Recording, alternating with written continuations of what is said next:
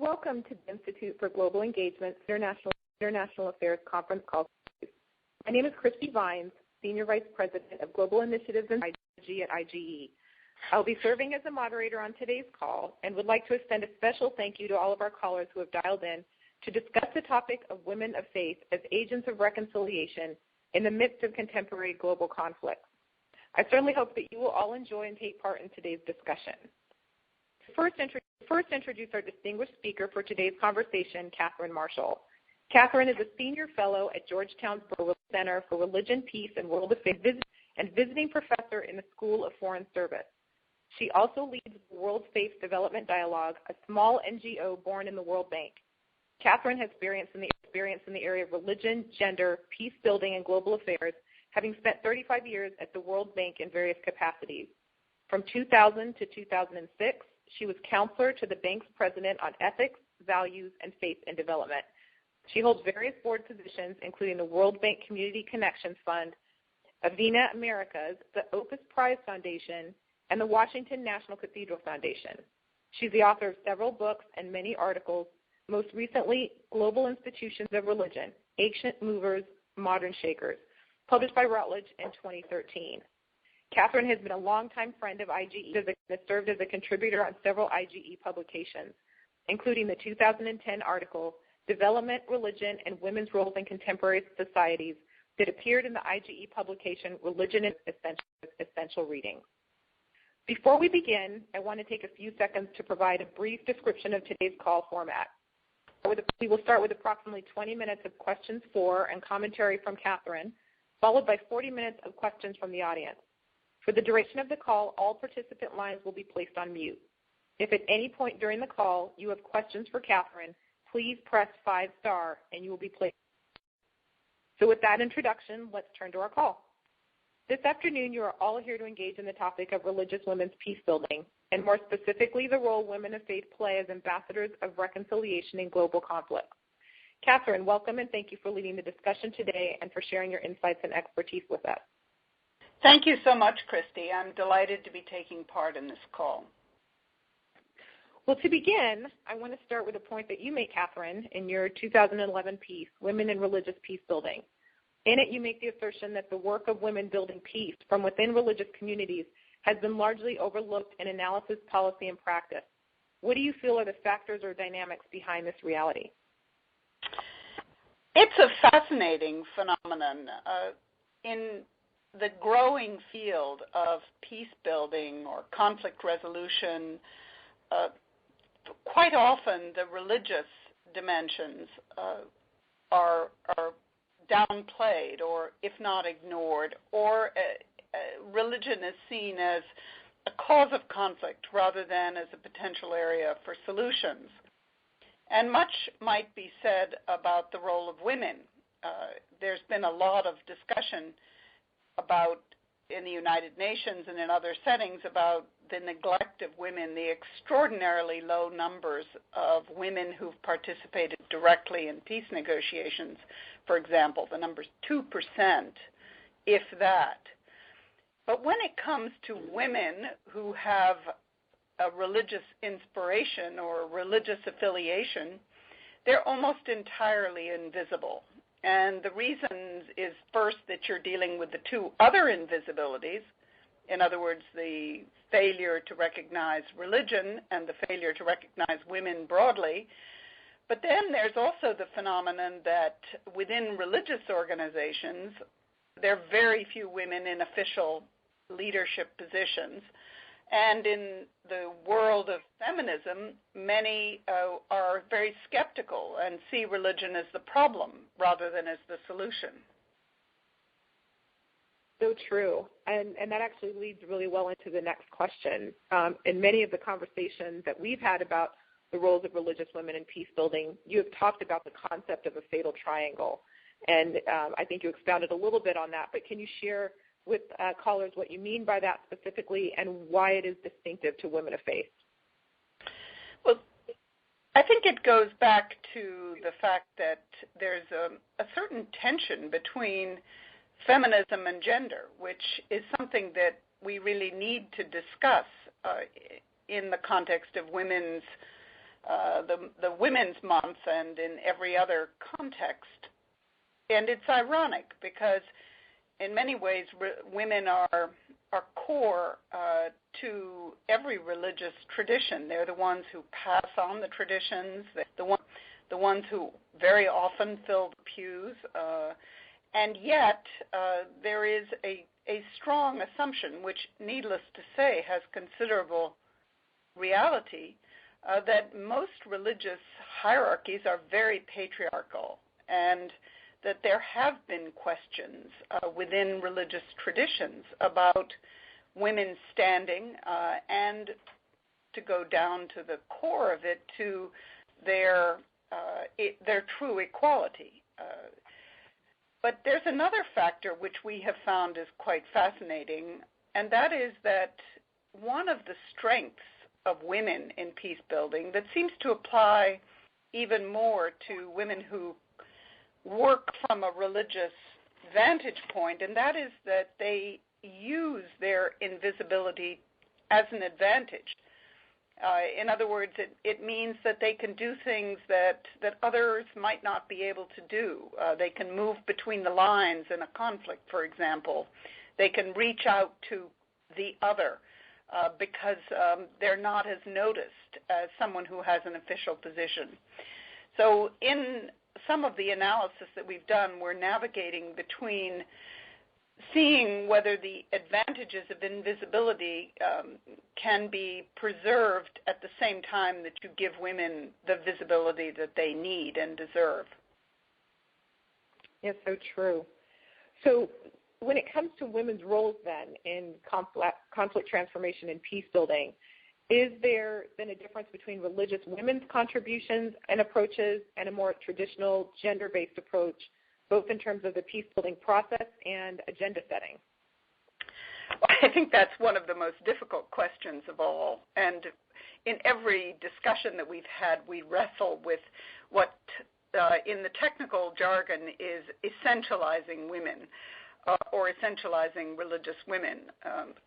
We know that women are as varied as any creatures on God's earth, and that there is no absolute pattern that applies to women, and particularly not to women. In fact, I personally don't like the term women of faith because it suggests that other women do not have faith, which of course they do. It's just a question of what they have faith in their worldview and in life. But what you can say is, first of all, that women, because of these disadvantages, in other words, of being marginalized often within religious leadership and being marginalized within the sort of peace negotiators, they have often been able to benefit from those marginalized positions to have a more thoughtful and nuanced appreciation of some of the factors behind the conflict and an ability to reach out. There are also obvious networks that sometimes allow women to cross lines, building on their religious networks. And then finally, there is the strength of belief and the courage that it gives to many people, the sense of hope, the sense of a true belief in the equality of all people and the dignity of all people, which very often is such a fundamental part of religious belief that it transcends differences and even the bitterness of bitter memories. Well, I'm going to give you, I think, probably the million-dollar question, especially in light of what's happening currently.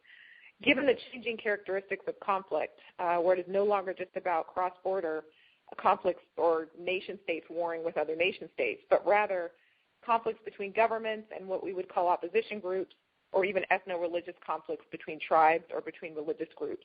Dynamics which we certainly see being played out in civil and regional conflicts right now in Ukraine, Nigeria, Venezuela, and Syria. What do you see as the future of religious peace building and women's roles in that process in light of these changing characteristics? Well, the word peace building is an intriguing one because it suggests that peace is not made, but that it's built, and that it's a permanent, ongoing process. And in our discussions and the research we've done in speaking with women, one of the fascinating things is that they do define this peace-building task very broadly. And that takes it all through every stage that you can define, from preventing conflict, which means understanding and seeing tensions within a community, through actually trying to resolve and to negotiate during a conflict itself, to rebuilding after the conflict ends in an uneasy truce of some kind, to the real task, which is trying to build inclusive, robust, resilient, and fair societies. And in all of those, these women, who often are marked by their extraordinary courage, their commitment, their willingness to take risk, their caring for other people, they play crucial roles at every single stage, and they are present in every one of the terrible conflicts that we're seeing in the world today, often unappreciated, often invisible, but they are very much there. And when we look to them and when we engage them, I think we can look with hope to better solutions. Absolutely. Are there, certainly you've been involved in projects and programs and have witnessed those that are successful and maybe not so successful in this area. Are there any specifically that you would point to that are great models for programs that support women engaged in these areas, or maybe even the opposite, where it hasn't been so successful, and what are maybe some of the lessons learned that you can share? I wish I could say that there was a very specific case. There certainly are cases where women are very courageous. We have an interview series, which you can find on the Berkeley Center website, with I think 50 or 60 women who've done remarkable things. One that comes immediately to mind is Sister Denise Coughlin, who is an incredibly feisty nun who's lived for many years in Cambodia.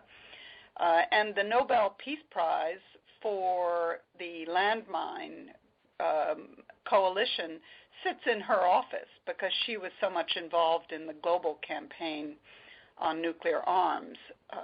There are a remarkable coalition of women in Colombia who are very much part of the efforts, starting from the community level, going up at least through the regional level, to stand in the face of those who are seeking violence. So that's another part of the world. There's some remarkable groups in the Middle East, in the Israel-Palestine area, who are doing work. And then the nation that stands out for the women who are most directly involved in the actual peace process is Philippines. And in the Philippines, religion is very much part of the DNA, part of the aura of the country and of its culture. And I don't know of any of the women there who do not have, at least in some way, both a faith link and a faith inspiration. So we could go on and on with these remarkable women who are leaders all the way from the very global level. Scylla Elworthy is a remarkable leader, intellectual leader in thinking about peace. Betty Reardon, and so forth. All these remarkable women at the global level, but then also all the way down to the community level, where these women reach out, keep communities alive through the worst times, but then help in rebuilding them. How do you think organizations, especially given just the onslaught of organizations from the local community level all the way up to multinational agencies and corporations who are now looking to support women and their work around the world in decision making, whether it's in conflict transformation or otherwise, how can organizations do a better job at supporting women like you just highlighted, and then scaling that up so that we see more of that happening? One way that is important and is through special recognition of women. That would include these prizes. There was the Women of Courage Awards at the State Department earlier this week. The Tannenbaum Center has made a special point of looking for women to honor in its Peacemakers Awards, and the Niwano Peace Prize, which is for peace with a faith inspiration. Many of its laureates have been women. So this does one of the things that we think is especially important, which is holding up role models so that young people can escape from some of their stereotypes of women as victims, for example, and really look to the courage and the inspiration of the deeds, what these women do. But that's only a partial solution, because there are so many hundreds of thousands, if not millions, of women who would fit into this category, who are on a day-to-day basis doing the work. And I think that in selecting people who are at negotiating tables, in thinking within the peace building programs at the national and at the international level, and institutions like the World Bank, the United Nations, in grant-making organizations and foundations, there's a need to take the blinders off, and to take the blinders off on religion, to take the blinders off on women, but also to take them off on this rather special group of women, not a small group, but a special group of women who really derive their energy and inspiration and their links, their networks, through their beliefs and through their religious traditions. Well, I have many questions that I could ask, but I'm going to allow some of our callers to ask you some questions. And that was actually a great introduction. And as a reminder to those of you on the call, just if you'd like to ask Katherine a question, press 5-star on your phone. And when it is your turn to ask your question, the call administrator will announce your name and unmute your line so that you may ask it. Lines will be placed on mute following the asking of a question. And if your question has been asked already, or you no longer wish to ask your question, you can just press 5-star again, and your name will be erased from the queue. And just as a reminder, for the sake of other callers, I ask that when you are called upon, please try to ask your question succinctly and without elaborating and providing your own commentary. So with that, I will turn it over to our call administrator. Our first call this afternoon comes from Kristen Lundquist. Ms. Lundquist, go ahead, please. Hi, Katherine. I'm really curious to know if you've come across or done any work regarding the kind of the peace vocabulary of women of faith. If you notice that there are any like religious phrases, terminology, et cetera, that women, especially within Christianity or Islam, use to give spiritual validity to their work.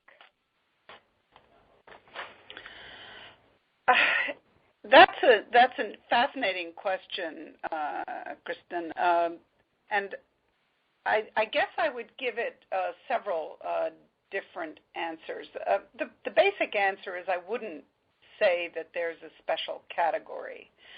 I would suggest that the women that I have talked to seem to be especially allergic to sort of jargon and to some of the cliches. In other words, they tend not to be as engaged in the language of the day.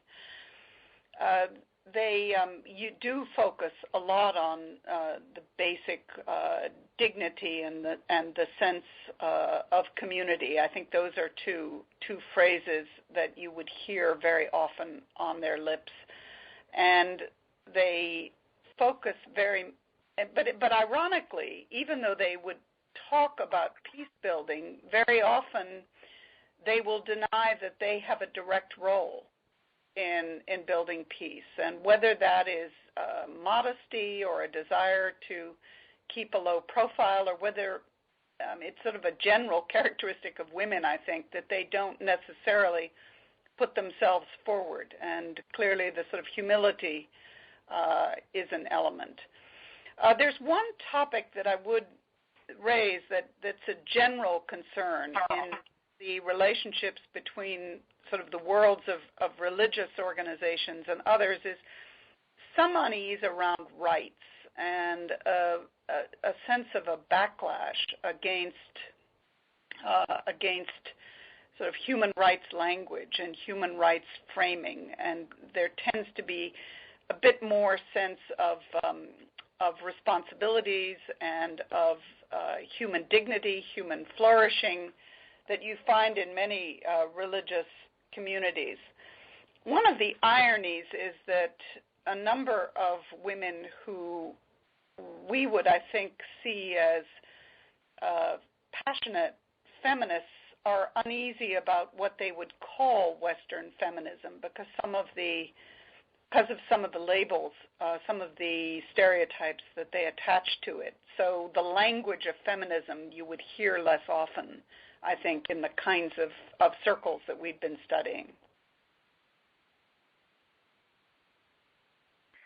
Our next question comes from Karen Peterson with the Field Collaborative. Ms. Peterson, go ahead, please.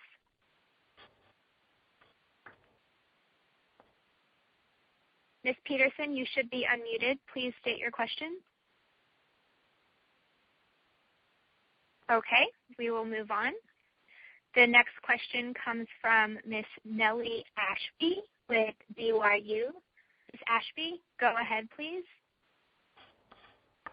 Hi there. My name is Carson Bennett. I'm here at BYU, but Ms. Ashby isn't here. I have a question about how maybe religious leaders view these women within their own faith traditions as players in this peace-building reconciliation process. Up till now, I think we've been thinking about it, or at least talking about it in the view of, from the perspective of maybe NGOs or government officials, but how can women be presented as players and seen by the ecclesiastical leadership of the religions of which they're part? Well, that's another fascinating question. First of all, I think we have to remember always that trying to generalize about religious traditions is very dangerous. We should remember we're talking about perhaps 85% of the world's populations, and there are hundreds of thousands of different denominations and systems of belief, and therefore of governance systems and hierarchical systems. But in general, where there is an official religious hierarchy, which they tend to be dominated by men in most parts of the world and in most religious traditions, and therefore the instinct is when someone's looking for a representative or when one is looking even for inspirational work, the tendency is to focus on the people who are visible and present, which tends to be the men. And therefore it requires people who have insight and discernment to look beyond the formal roles to what many of these women are often doing in ways that are considered different and without the formal recognition and the formal authority that their male counterparts might have. And that requires an effort. So there's a lot of discussion around the language. So people tend, for example, to talk about religious actors as opposed to religious leaders. And what that is supposed to mean is that you are looking beyond the formal hierarchical positions to people who have often less formal roles. Then there's also the issue of prejudices, that if the assumption is that women are quiet, they stay at home, they're subordinate to their husbands, and that they're victims, then there is clearly less chance that the ones who are particularly quietly working for change will be recognized. And so it requires an affirmative action. It requires people making sure that they take their blinders and their preconceptions off and put them aside, to mix my metaphors, and that they look with new eyes at what they're doing. And what they often will find are creative solutions that are going in new directions and that really are a major contribution to the work that the community is trying to do. The next question is from Ms. Karen Peterson with the Field Collaborative.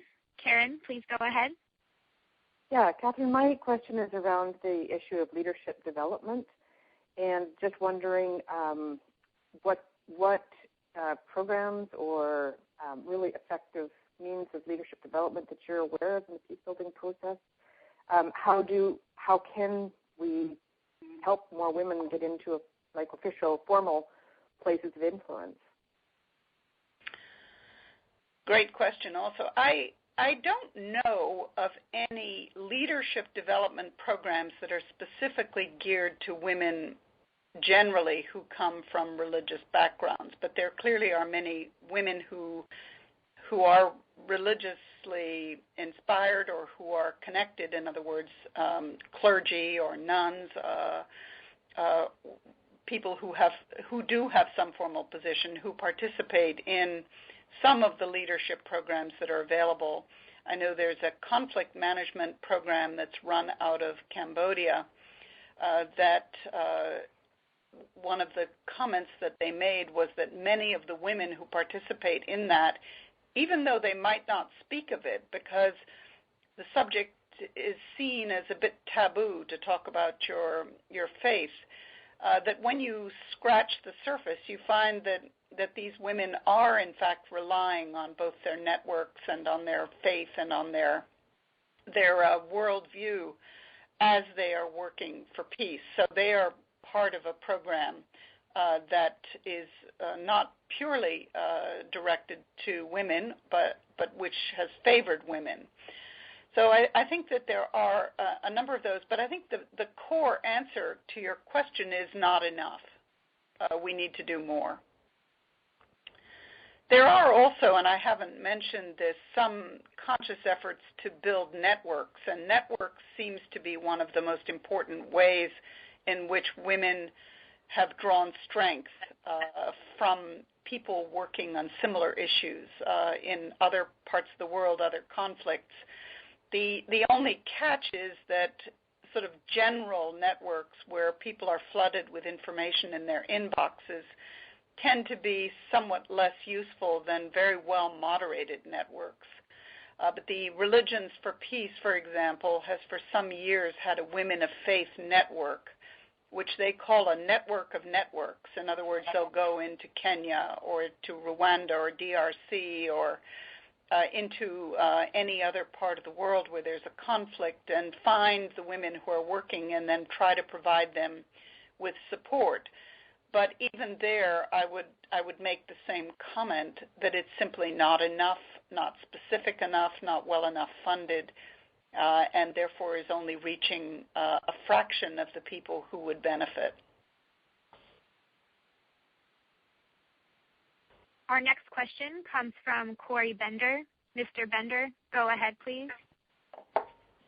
Hi, Katherine. I was wondering, you talked a little bit about how this whole concept of women of faith and peace building, the terms you don't like, experiences pushback in many ways from the international community and also from feminists. I was wondering if you could elaborate on that. What kind of pushback have you experienced in the U.S. and abroad as you've sought to engage these issues?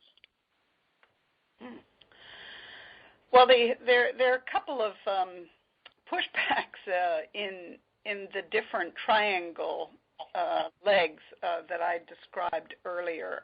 The first that is a divide that troubles us as we have been speaking to people, which is partly perception and with a core of reality. And the perception is that feminist groups or groups of lay women, shall we say, of traditional feminism, women's organizations, have tended to see religion as more part of the problem than part of the solution. They speak of the religious traditions which keep women in more subordinate positions, that don't recognize their full equality. And so therefore when you start talking about religion, some of these groups close down, they shut down and don't see. We do find that in other parts of the world, this divide, which is less pronounced. In other words, that there is a recognition that most women are, the majority of women, I think you can say fairly, are religious in one way or another. They have their spirit, their welfare. They're asking questions. They're curious, and therefore they have a separation than might be in other situations. But there still is a second pushback, which is the general unease about what's seen as Western feminism, which I equate sometimes with Sex and the City, sort of the sense of a strident anti-male edge to feminism, which I also think is gross, overrated, out of date, et cetera, but it still is a very living perception. Another element that's interesting is that a lot of women, and we're seeing a lot of scholarship and serious thinking on this, don't accept the patriarchal traditions of their own faith. And what we're seeing is an effort within religious traditions, Muslim, Christian, Jewish, Buddhist, Hindu, you name it, essentially to reclaim the religion, saying that the inequalities and the patriarchal structures are really an overlay that is far more cultural than it is religious or theological. And the very interesting work is happening on reinterpreting, which can, in some cases, pit the women against some of the leaders within their own traditions. But I do need to end this answer by emphasizing that there are an extraordinary group of very worst leaders who are really trying to change and to infuse a spirit of equality and of caring and of a curiosity beyond stereotypes into the way that they're at women and their roles in conflict and peace. Our next question comes from Elisa Zai Autry. Dr. Autry, go ahead, please. Thank you, Dr. Marshall. My question is, what are some of the concrete ways do you see for scholars and intellectuals in the West can work together with civil society in promoting global leadership, global female leadership? Thank you.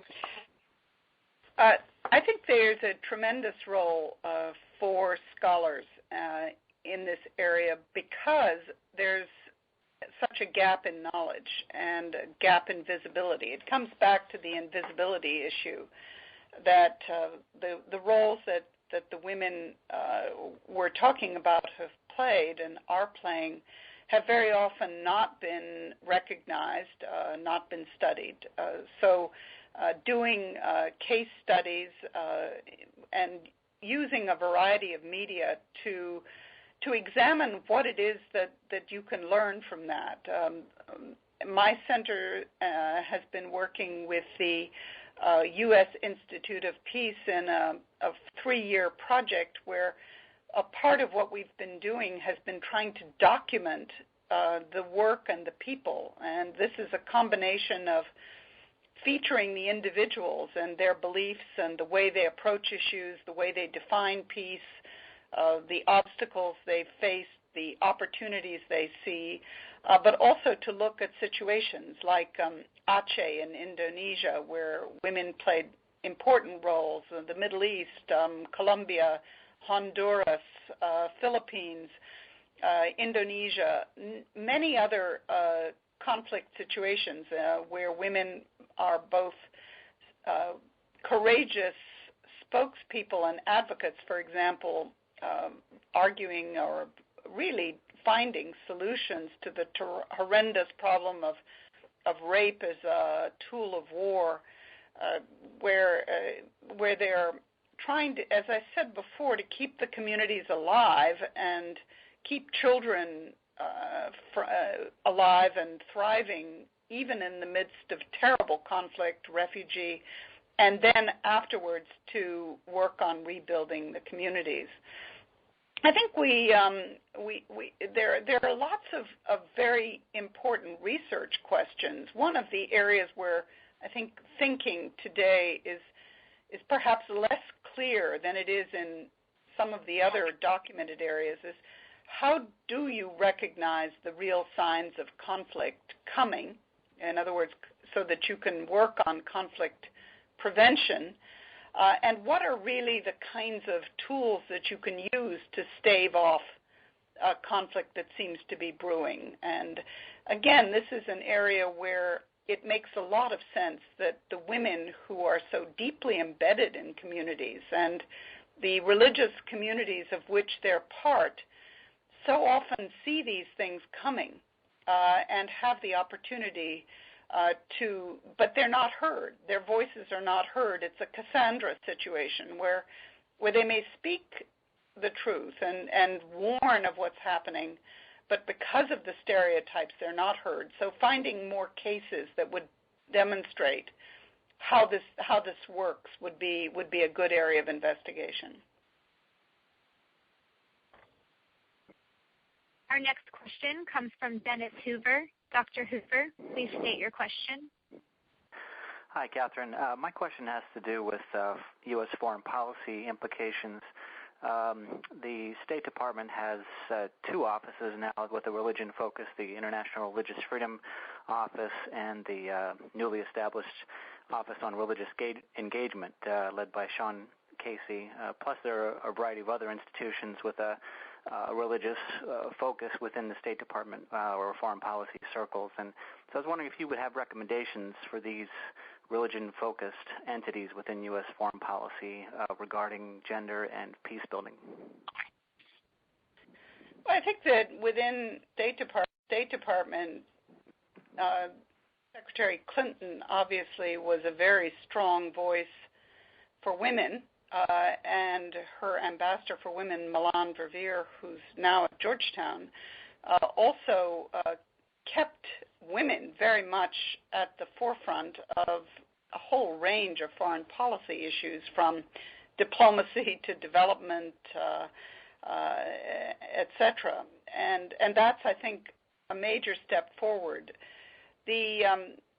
And in a lot of the events that they have organized and in their outreach, they have often focused on women who have a religious inspiration. I don't think that it's been as conscious as it might be, and I hope that in the future that is something that they will look to. I know USAID has had innumerable discussions about how to deal with the fact that so often if you do involve religion, it's only men. And whenever you look to women, it's in the role of victims as opposed to leaders and actors. And one of our hopes is that putting a much stronger light, shining a light onto the kinds of women that we have identified that are so remarkable will enrich the whole field and will round it out, will add voices that are too often not heard. Thank you, Katherine. Ms. Vines, there are currently no more questions left in the queue. Thank you. This has been an incredible conversation, and I would actually like to follow many of those questions with a final one of my own before we close our call today. Katherine, given that there are many organizations represented on our call, what do you feel, or in your opinion, what is still needed to advance women's leadership, but even more so, what are some potential platforms for organizations to work together in better support of religious women's leadership? That's a tough question, but let me back up a little bit and say I started work on international development a long time ago, at a time when gender issues were barely recognized as distinct in any way, and when there were very, very few women in positions of leader, even in positions of basic project design.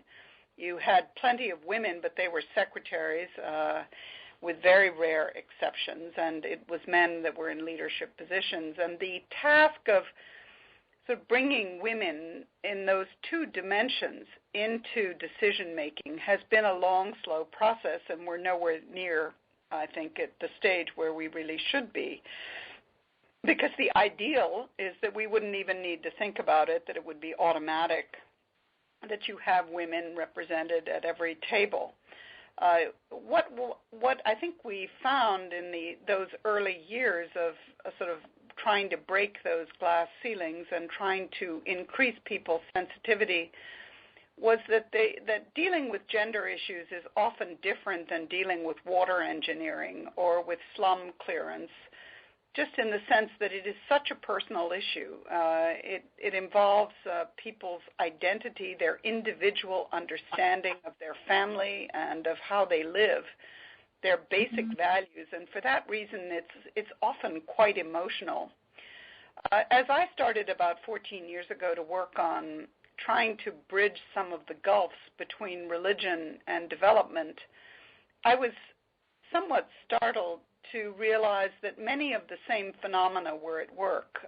First of all, that religion had been very much excluded from discussions of diplomacy, from discussions of development, from conflict management, etc. So that it really was not that these were necessarily the central issues, but the fact that they were so systematically ignored was really quite startling. And it also involved a whole host of prejudices, preconceptions that were very emotional and very personal. So I think you have this kinship, and when you bring women and religion together, you see this. Just think of how many of the tense issues around religious freedom or around religious engagement turn around women's roles. It's an extraordinary fact that it seems to come back time and time again to people's understandings of the respective roles of men and women. So I think that the challenge that we're looking to of seeing work and people and ideas that they represent that are so hidden from view by people's preconceptions is both part of the way people see women and the way they see religion. So what we need to do is to build on evidence. And in working on issues of gender, I think that the role of evidence has been very powerful. The evidence on the benefits of girls' education has transformed the thinking of many who didn't accept that looking at gender was legitimate. They were startled by the data, by the facts, by the stories, into looking at things in a different way. And I think much the same has to happen with religion, to clarify, for example, the roles that religious institutions play in education, in health, in protecting vulnerable children, in rebuilding communities that have been shattered, in dealing with climate change. All of those issues are ones where religious communities are very important. So trying to bring these two very sensitive, very complex, very emotional dimensions together is especially challenging, but that also underscores why it's so important. So I think that the first is to try to take some of the emotion out of the discussions And I would include on that some of the third rail issues like reproductive health rights and some of the terrible tensions that we're seeing now around reproductive and sexual health and roles of men and women and LGBT. I think it's very important to try to have a more thoughtful and objective dialogue, even between people who profoundly disagree, to understand better the way they see the world and whether there isn't more common ground than expected. I think that the questions about leadership training are vitally important. I think the recognition, the understanding, the research, and the documentation, all of those are what can be done to bring these stories and this evidence much more into the light so that people look at the problems and the people and the institutions concerned in new ways. So that's actually really interesting, and then I think brings up some new concepts that aren't being engaged on a regular basis. So that is, your comments are much appreciated. And with that, I want to thank you, Katherine, for really what has been an engaging and insightful conversation.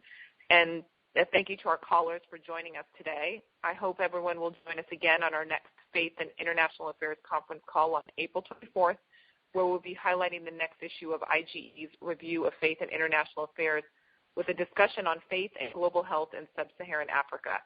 Thank you all again, and have a wonderful day. Thank you very much. IGE's review